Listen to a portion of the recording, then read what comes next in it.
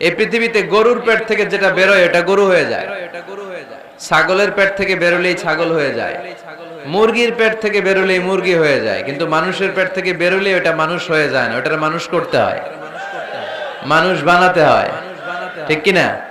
খালি চোখে আপনি যা দেখেন সব কিন্তু মানুষ না, এগুলো জনসংখ্যা। এগুলো কি?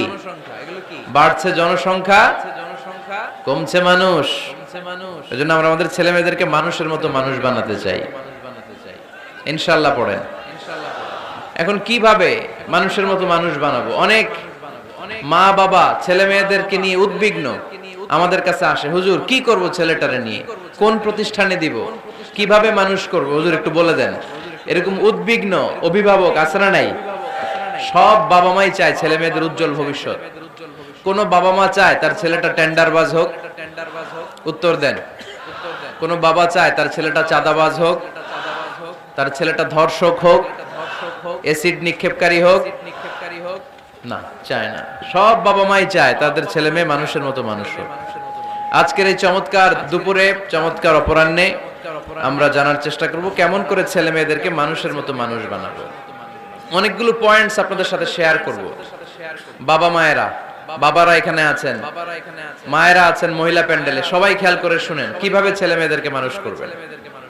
ভালো ছেলে মেয়ে পাওয়ার প্রথম পদ্ধতি হচ্ছে, বাবার দায়িত্ব হচ্ছে ছেলে মেয়েদের জন্য ভালো মায়ের ব্যবস্থা করবে।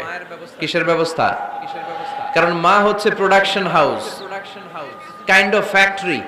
ফ্যাক্টরি যদি ভালো হয় ওটা থেকে যে প্রোডাক্ট বেরোবে ওইটাও ভালো হবে, ঠিক কিনা? বাপ ভালো তার বেটা ভালো তাই, মা ভালো তার ঝি, গাই ভালো তার দুধ ভালো রে, দুধ ভালো তার ঘি, তাই না? বাবা ভালো তো ছেলে ভালো, মা ভালো তো মেয়ে ভালো, গাই ভালো তো দুধ ভালো, দুধ ভালো তো ঘি ভালো। তো এই জন্য আমি প্রায় বলি আমার মায়েদের, আমাদের বোনদের পেটটা এটা খনি, তেলের খনি, গ্যাসের খনি, স্বর্ণের খনি, পেট্রোলিয়ামের খনির চাইতো দামি খনি। কারণ এই পেটগুলোই ধারণ করেছে পৃথিবীর বড় বড় অলিদেরকে, এই নারীদের পেটগুলোই ধারণ করেছে নবীদেরকে। নাকি নবীরা হুট করে আকাশ থেকে পড়ছেন? নারীদের পেট থেকে আসছে, ঠিক কিনা?